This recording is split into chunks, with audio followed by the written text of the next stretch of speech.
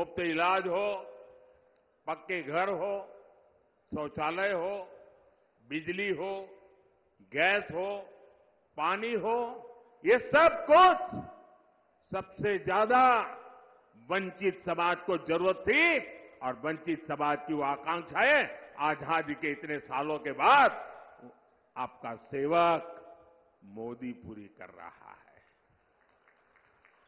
भाई वहां वो सज्जन तस्वीर लेके आए हैं, मैंने तस्वीर देख लिया, बैठिए, पीछे आप लोगों को परेशान कर रहे हैं।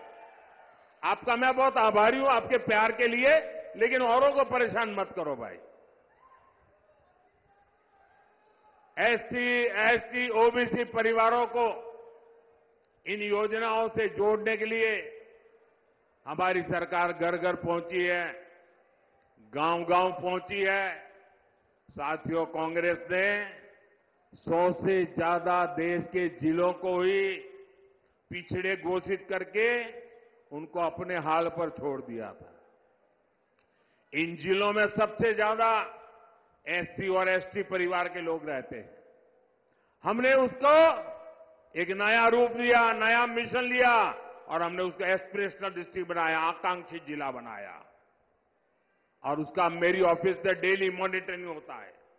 परिणाम यह है कि गरीबों की भलाई के लिए की योजनाएं, एस्पिरेशनल डिस्ट्रिक्ट की योजनाएं, अब एस्पिरेशनल ब्लॉक की योजनाएं, डेली मॉनिटरिंग, हर चीज की जानकारी, उसका परिणाम यह है कि आज 10 साल के मोदी के कार्यकाल में इतने कम समय में देश में पहली बार 25 करोड़ गरीब गरीबी से बाहर निकले हैं भाइयों।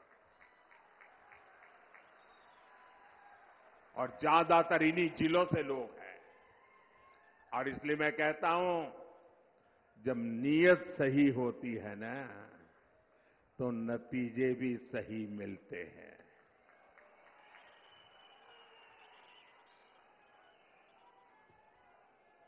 साथियों,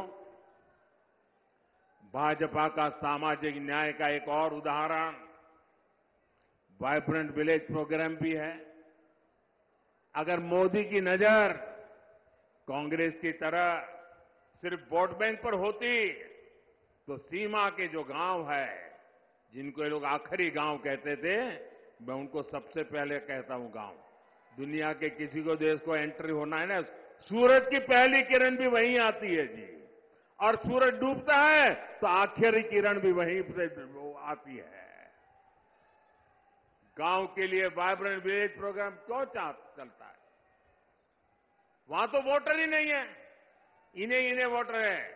लेकिन मेरे लिए वोटर मायने बाद में रखता है, पहले वो मेरे देश का नागरिक है। मेरे देश का 140 करोड़ नागरिक में से एक है वो मेरी सीमा का प्रहरी है। अगर मोदी की नजर कांग्रेस की तरफ सिर्फ वोट बैंक पर होती, तो 24,000 करोड़ रुपए की पीएम जनमन योजना बना करके आदिवासियों में भी जो सबसे पिछड़ी जनजातियां हैं, उनके लिए अलग से योजना न बनाता और उनके कल्याण के लिए काम न करता। ये वोटर ज्यादा नहीं है, संख्या कम है, लेकिन मेरे देश के आखिरी व्यक्ति को भी मैं मजबूत बनाना चाहता हूं।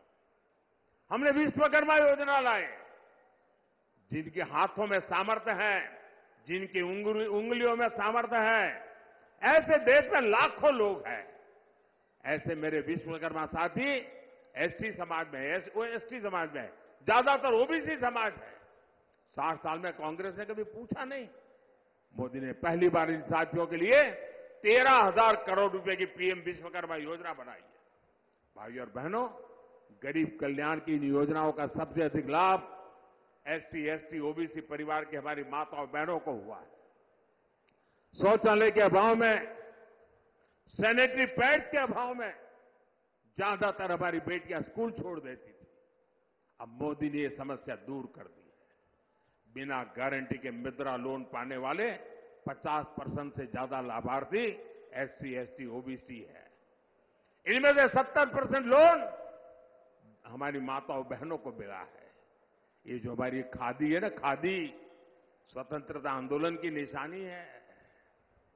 और तो मैं तो कहता हूं, आजादी के पहले लोग कहते थे और आजादी के बाद क्या, तो मैं तो एक वाक्य में कहता हूं, पहले khadi for nation, now khadi for fashion. Congress ने तो उस खादी को भी बर्बाद कर दिया था। खादी के काम में भी बड़ी संख्या में हमारे यही समाज के लोग हैं जो अति वंचित लोग हैं। मोदी ने खादी को फिर से जीवंत कर दिया। साथियों, कांग्रेस ने तो बाबा साहब के संविधान को जम्मू कश्मीर में लागू नहीं होने दिया था। आर्टिकल 370 बनाकर कांग्रेस ने देश के संविधान का अपमान किया था।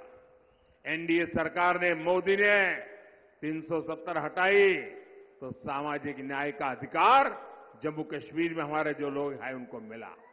पहली बार उनको एससी, एसटी, ओबीसी और महिलाओं को वहां अधिकार मिला है, उनको आरक्षण मिला है। भाइयों बहनों, ये है सामाजिक न्याय का मोदी का ट्रैक रिकॉर्ड। इसलिए पूरी इंडिया आघाड़ी बौखलाई हुई है। साथियों, सामाजिक न्याय का एक और तरीका आधुनिक इंफ्रास्ट्रक्चर का निर्माण भी है। कांग्रेस ने बरसों तक गांवों और शहरों में खाई बनाकर रखी, कुछ ही शहरों के विकास पर फोकस किया। एनडीए सरकार देश के हर कोने के विकास के लेकर प्रतिबद्ध है। एक क्षेत्र पंढरपुर यात्रा से जुड़े श्रद्धालुओं का तीर्थ है। यहां तो तुलजा भवानी ने छत्रपति शिवाजी महाराज को अपना आशीर्वाद दिया था। 10 साल में हमने पंढरपुर की रेलवे कनेक्टिविटी